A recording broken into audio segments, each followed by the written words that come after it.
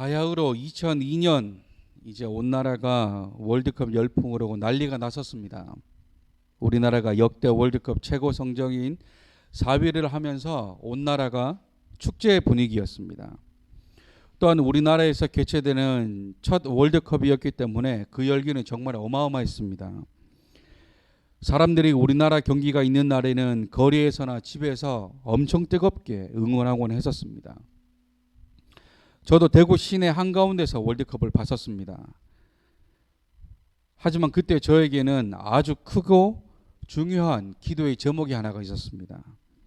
제가 고등학교 2학년 때였는데 그 기도 제목이 뭐였냐면 하나님이 저를 부르신 이유를 찾는 것이었습니다. 이제 고등학교 1학년 입학식을 얼마 남겨두지 않은 상황에서 하나님은 저를 부르셨습니다. 저는 그 부르심에 응답하여 교회에 출석하기 시작했었습니다. 그리고는 1년 반 정도 시간이 지난 2002년 여름쯤 앞에서 말씀드렸던 이 기도의 제목이 불현듯 떠오르기 시작했었습니다. 하나님, 저를 부르셔서 어떻게 사용하기를 원하십니까? 하나님, 왜 저를 부르셨습니까? 하나님, 저의 꿈과 비전은 무엇입니까? 그렇게 열광적인 월드컵 기간을 보내고 있으면서도 항상 마음속에서는 이 기도를 계속하고 있었습니다. 그러던 어느 여름 수련의 날, 그 어느 수련회보다 편하고 자유로웠던 그곳에서 생각지도 못한 곳에서 하나님은 다시 한번 저를 부르셨습니다. 그것은 목회자가 되라는 것이었습니다. 수련회를 준비하면서 하나님께 계속 기도했었습니다. 하나님, 이번 수련회를 통해 저를 부르신 이유와 목적을 알게 해 주십시오. 그런 기도의 제목을 가지고 수련회에 참석했는데 수련회 마지막 날까지 별다른 응답이나 메시지가 없었습니다. 그러면서 아직 기도가 응답될 때가 아닌가 보다 마음을 정리하려고 했는데 수련회 마지막 날 드리는 예배에서 하나님은 저의 기도에 응답해 주셨습니다. 강사 목사님께서 고3 중에 주의 종으로 하나님 앞에 헌신하기로 다짐하는 학생이 있다면 앞으로 나오라는 초청이었습니다. 하지만 저는 고2였기 때문에 처음에는 아무런 마음의 요동이 없었습니다. 나랑은 상관없는 말씀이었다라고 생각했기 때문이죠. 그러나 강사 목사님이 한 번 더 부르시고 또 한 번 부르셨습니다. 그러자 마음에 나가고 싶다는 마음이 들었습니다. 하지만 주저했었습니다. 그러자 하나님께서는 옆에 있던 친구를 통해 저를 한 번 더 부르셨습니다. 옆에 있던 친구와 눈이 마주쳤는데 서로 그 말씀이 통했는지 그냥 둘 다 앞으로 나가 주의 종이 되겠다고 하나님 앞에 서원하게 되었습니다. 그리고 20년이 지난 지금 저와 그 친구는 목회자가 되어 있습니다. 이처럼 하나님의 부르심에는 다 이유와 목적이 있습니다. 그것이 전부 목회자로 부르시는 것도 아니고 각자에 맞게 그 계획에 맞게 부르십니다. 만약에 저를 목회자로 부르시지 않았다면 아마도 저는 다른 일을 통해 하나님을 전하고 있었을 것입니다. 우리 부모님이나 친구가 여러분들을 부를 때도 다 이유가 있습니다. 어떨 때는 할 말이 있어서 부르기도 하고 또 어떨 때는 심부름을 시키기 위해서 부르기도 하고 또 어떨 때는 혼을 내기 위해 부르기도 합니다. 안타까운 건 요즘에는 혼을 내기 위해 부를 때가 점점 많아지고 있다는 겁니다. 오늘 저와 여러분들이 읽으신 창세기 12장 말씀은 하나님께서 아브라함을 부르시는 장면이 기록되어 있는 말씀입니다. 본문에 하나님께서 아브라함에게 말씀하시기를 너는 너의 고향과 친척과 아버지의 집을 떠나 내가 보여줄 땅으로 가라고 말씀하십니다. 그러자 그 부르심에 아브라함은 4절 말씀에 어떤 이유나 질문을 하지도 않고 그 말씀에 순종함으로 고향 하란을 떠납니다. 지난 시간까지의 말씀을 살펴보면 이제 아담을 시작으로 가인의 살인, 노아 시대의 대홍수 사건, 바벨탑 사건에 이르기까지 인간의 역사는 죄의 역사라 해도 과언이 아닐 정도로 죄로 가득한 역사였습니다. 가만히 두면 끝도 없이 더 큰 죄악으로 인해 멸망하는 길로 가는 것이 뻔히 보이는 삶이었다는 것이죠. 그래서 하나님은 하나님의 구원의 계획을 수행할 사람을 선택하십니다. 그것이 아브라함입니다. 그렇다고 한다면 아브라함을 부르신 이유가 뭘까요? 그것은 아브라함을 통해 복을 흘려 보내시기 위함입니다. 본문 2절 말씀에 하나님께서 아브라함에게 말씀하시길 너로 큰 민족을 이루고 내가 복을 주겠다고 말씀합니다. 단순히 아브라함을 불러 이스라엘만 복을 주시겠다는 것이 아니라 모든 민족에게 복을 주시겠다는 겁니다.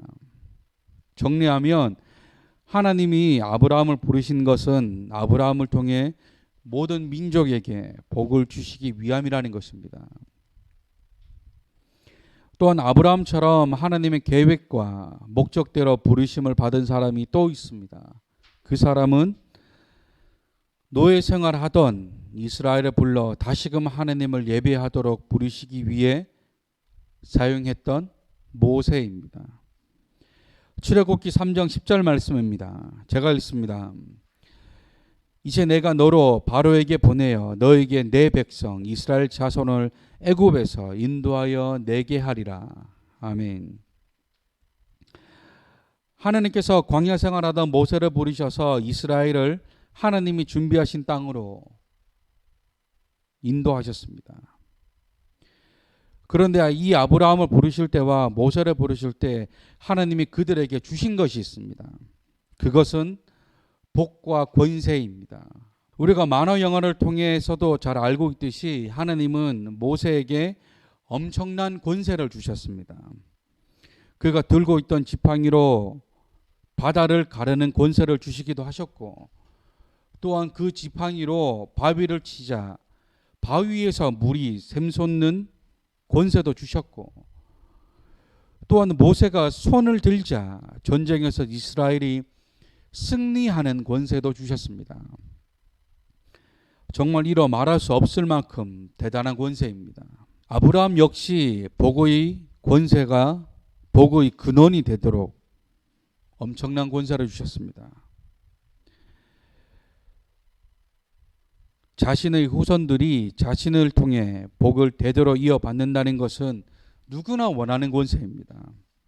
나로 인해 나의 자녀가 복을 받고 그 자녀의 자녀가 또 복을 누리고 누구나 원하는 권세입니다. 그런데 중요한 것은 하나님은 비단 아브라함이나 모세와 같은 사람에게만 이 복과 권세를 주신 것이 아니라는 것입니다. 이런 복과 권세는 하나님이 부르신 모든 자에게 동일하게 주셨다라는 것입니다. 성경만 보더라도 하나님의 부르심에 응답한 자들이 어떤 엄청난 복과 권세를 얻게 되었는지 우리가 쉽게 찾아볼 수 있습니다. 그렇다고 한다면 왜 하나님은 누군가를 부르실 때 이처럼 복과 권세를 주실까요? 그 이유는 이것이 하나님의 일하시는 방식이기 때문입니다. 하나님의 일을 할 수 있도록 하기 위함이라는 것이죠. 예를 들어 경찰이 있습니다. 경찰관들에게는 나라에서 부여한 체포할 수 있는 권한이 있습니다. 왜요? 그래야 나쁜 사람들을 체포해서 벌을 줄 수 있기 때문입니다. 이것은 나라에서 그 사람에게 준 권세입니다. 만약 그 사람이 경찰이 아니라면 그냥 우리와 같이 평범한 사람입니다. 하지만 나라에서 그에게 체포할 수 있는 권세를 주었기 때문에 경찰이 된 것이죠. 그래서 경찰관들은 지나가는 차를 세울 수도 있고 의심되는 사람을 신문할 수도 있습니다. 왜요? 나라에서 그렇게 할 수 있는 권세를 주었기 때문에. 이처럼 하나님이 부르신 자, 즉 하나님이 주신 소명을 사명으로 감당하기로 작정한 자에게는 하나님께서 언제나 큰 권세를 주십니다. 그래서 사도 바울은 빌립보서 4장 13절 말씀에 내게 능력 주시는 자 안에서 내가 모든 것을 할 수 있다고 고백하는 것이죠. 하나님 또 아브라함과 그의 자손인 이스라엘을 부르신 이유가 있습니다. 그것은 이스라엘이 제사장 나라의 역할을 감당하기 원하셨다는 것입니다. 출애굽기 19장 6절 말씀입니다. 우리 다 같이 읽어보겠습니다. 시작. 너희가 내게 대하여 제사장 나라가 되며 거룩한 백성이 되리라. 너는 이 말을 이스라엘 자손에게 전할지니라. 아멘. 여기서 말씀하는 제사장이란 하나님과 사람들을 연결해 주는 중간다리 역할을 하는 사람을 의미합니다. 다시 말해 하나님께서는 이스라엘을 통해 하나님과 수많은 민족이 이어지기를 원하셨다는 것입니다. 하나님의 의도는 그랬습니다. 하지만 이스라엘은 그 말에 순종하지 않고 각기 자기 소견에 옳은 대로 행하였습니다. 쉽게 말해 이스라엘은 이런 하나님의 부르심에 순종하지 않았다는 것입니다. 더 나아가 하나님이 원하시는 것을 하지 않고 하나님이 원하시지 않는 것, 하나님이 싫어하는 것들을 행함으로 결국 제사장 나라의 역할을 잘 감당하지 못하였습니다. 이런 이스라엘이지만 하나님은 계속해서 그들이 돌아오기를 바라셨습니다. 로마서 10장 20절과 20절 말씀을 쉬운 성경으로 보면 이렇게 말씀합니다. 또 이사야는 담대하게 이렇게 말했습니다. 나를 찾지 않던 사람들에게 내가 만나주고 나를 구하지 않던 사람들에게 내가 나타났다. 그러나 이스라엘에 관해 하나님께서는 복종하지 않고 거역하는 백성을 향해 나는 하루 종일 내 손을 내밀었다고 말씀하셨습니다. 아멘. 이 일로 인해 하나님의 구원 계획은 변경되었습니다. 제사장의 역할을 해야 했지만 하지 못했던 이스라엘 민족에서 우리로 이제는 우리가 제사장으로서 하나님을 알지 못하는 자들을 연결해 주는 다리 역할을 해야 합니다. 나로 인해 믿지 않는 사람들이 하나님께로 돌아올 수 있도록 해야 한다는 것이죠. 우리가 흔히들 부르심이라고 하면 뭔가 거창한 무언가를 생각할 때가 많습니다.